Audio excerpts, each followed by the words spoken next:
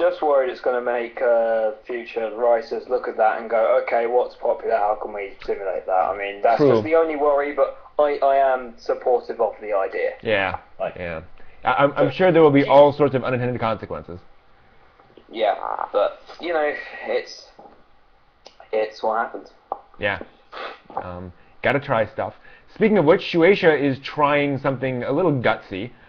Their Super Strong Jump magazine we mentioned earlier will be printing various spin-offs of manga. They're also doing something called Dragon Ball SD, and it's going to be sort of the further adventures of Son Goku and Krillin and all the rest. It'll be original. It's not done by Akira Toriyama. That's what's going to anger people. Yes, it's done by Naho Oishi. Don't know what else that person has done. But it's going to be this whole completely spin-off story. Now, the manga, you know, the artwork looks good. It looks like it's got the style down. But, you know, hopefully folks aren't going to scream and yell too much about it being different from, you know, the greatest manga of all time. Yeah, happens really. Yeah, greatest shonen manga, I suppose. When otakus get fanatic, they get fanatic. We're good at that. Yeah, definitely. What makes us otakus? Yeah, that's the definition. So, actually, speaking of fan rage, anyone remember when Tenjo Tenge was released over here in America? I do not. So Tenjo Tenge was this manga. You guys have probably seen bits and pieces of the anime and such. It was fairly strongly edited for the American release because it has stuff like, you know, teenagers having sex, like right there on page. Oh, like Ghost in the Shell happened to Britain. Yeah, kind of like that. The original manga was. Dance of the Vampire Bund has now been banned from America. Not coming. Ah, okay. Can I just say one thing? Yes. Teenagers having sex? Because that doesn't happen at all! Right, well, and the thing, to be fair, is what they basically said is, what we're going to do is throw in some imagery, like, over top of the actual images of, like, you know, naked girls with their breasts heaving, and, you know, it was literally, you know, two characters having sex on page. So they said, okay, we're gonna add some stuff to kind of censor it so we can at least put it out there, but it's clear it's happening. But there was lots of back and forth as to all of this, and it was a big deal. Well, Viz has licensed Tenjo Tenge, and they will be releasing the manga completely uncut. So it will be coming out in North America in the exact original version, and we will see if it gets the negative public reaction that was feared from the original release. And hopefully there won't be too many. I mean, the concern is that every so often we get some parent who screams and yells because there's this, you know, pornographic comic in my library. So hopefully, you know, that's not going to happen with Tenjo Tenge, but that is the concern. If you listen closely, you can hear the entire chat room going to Amazon to pre-order. Yeah, so I'll say what I said last week. Was that the sound of otaku's jizzing on it? Yeah, and there's other stuff in Tenjo. I mean, it's a fairly bloody, and it's got a lot of, you know, panty shots and such. So it's definitely a more, you know, goofy, shonen-y kind of fighting title. But yeah, it's good to see well, not just America, all this stuff being released. Not because, you know, this is the stuff that people want to buy, but because then maybe America will be a bit more lenient. Because we talked about it last show. There is some weird stuff in Japan. You know, weird manga.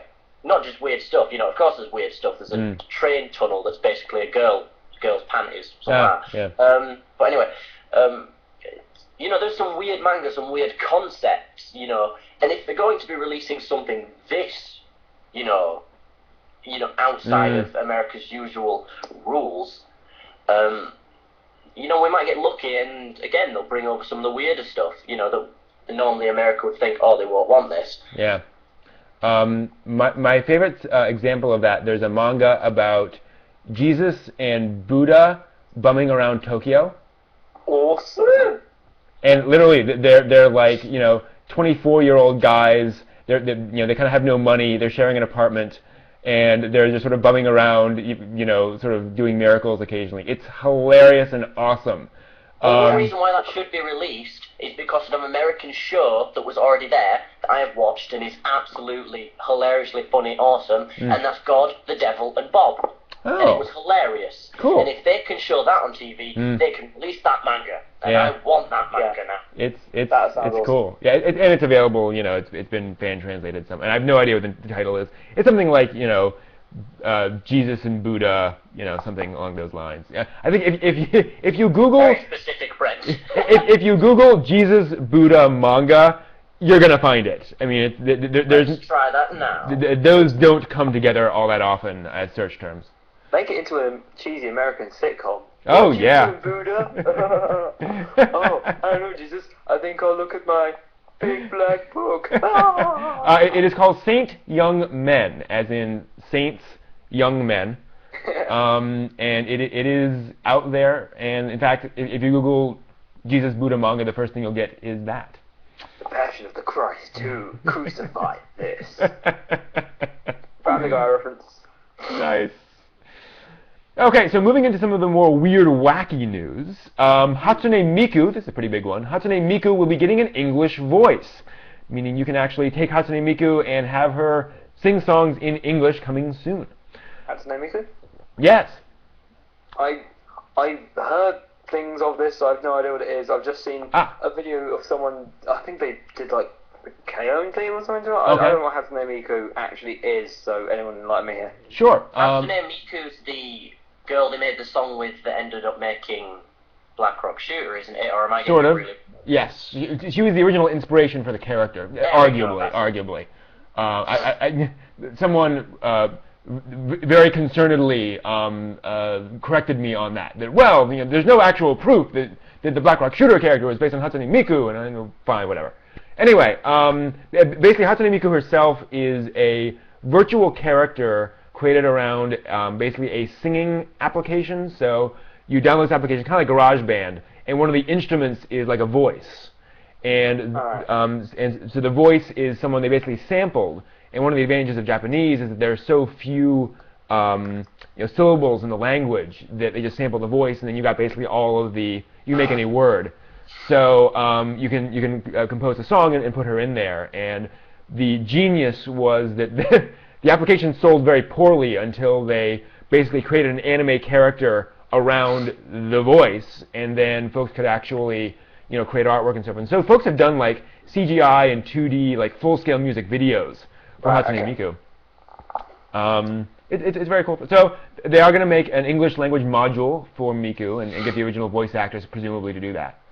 Well, with I know it's a very small link, but with the way Black Rock Shooter sold, that might be one of the reasons why it's doing. It's a very that's a very a theory based on dirt, but it's possible that that's one of the reasons. Absolutely. And I mean, certainly the Black Rock Shooter anime got a lot of attention around the anime blogosphere. I saw a lot of reviews and such about that. So, there's certainly interest. Yeah, and all of the people reading the reviews or blogs will be going, who's this Hatsune Miku people keep mentioning? Exactly. So then they checked out the Japanese application, and bam, now people thinking, why are there all these people from the US accessing this application? We really should make an English version. Yep. Yeah. There we go. So, cool. And I'll be very curious to see how that sort of evolves in terms of if people actually do make Hatsune Miku, English songs and art and so forth and so on. It's an interesting development. If you've missed the ex-Japan North American tour, they'll be touring again in March around... Say again? But not in England. I know. It will be further in America, though, not just North America. It will include Brazil and Chile. Oh, Chile, do they? Chile. Huh? And they will be, and they haven't announced like all of the tour places yet, but they will be around in March of 2011. So hopefully that will expand to England and parts beyond. Hopefully. And beyond. We're going into space. For those of you who care about 4Kids, which I know is none of us, the 4Kids lost $9.8 million in the third quarter of 2010. High five! Yeah. Yeah! 4 kids are dying. For perspective, Their revenue was $3 million. Ah.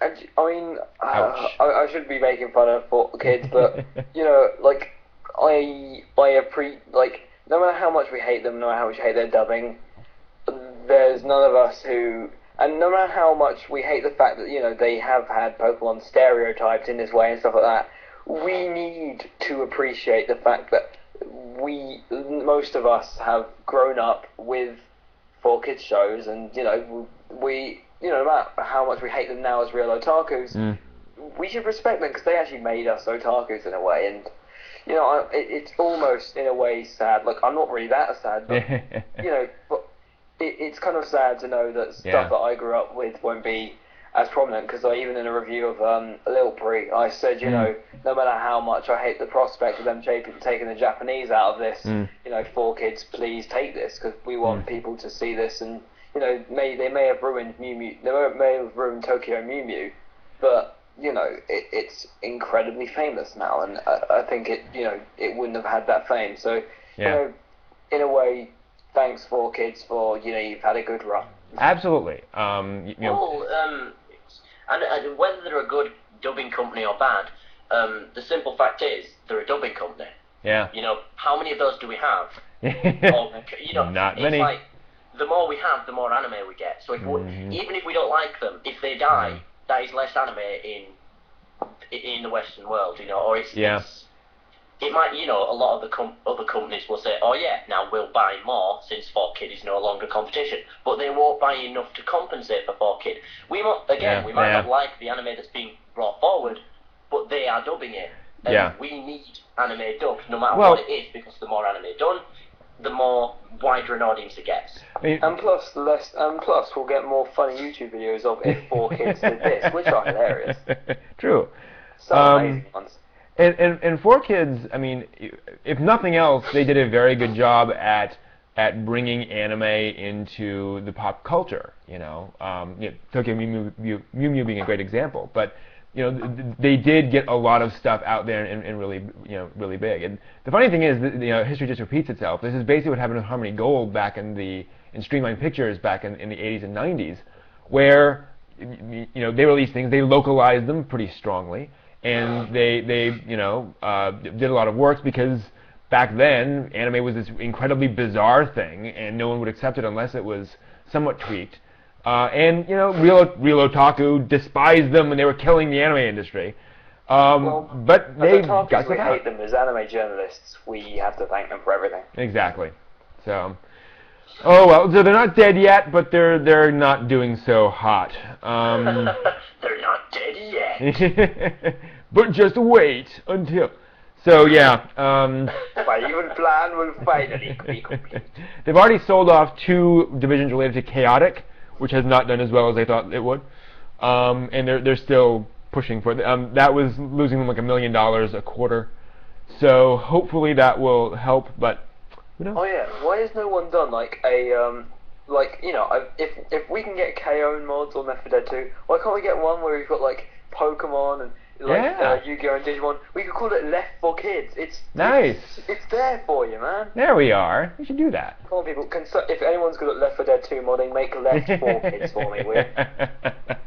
Make it so all the zombies turn into different Pokemon. Since you know, you have more than enough zombies to do all 300 billion Pokemon there are. And I would love nothing more than to blast Pikachu's face off with a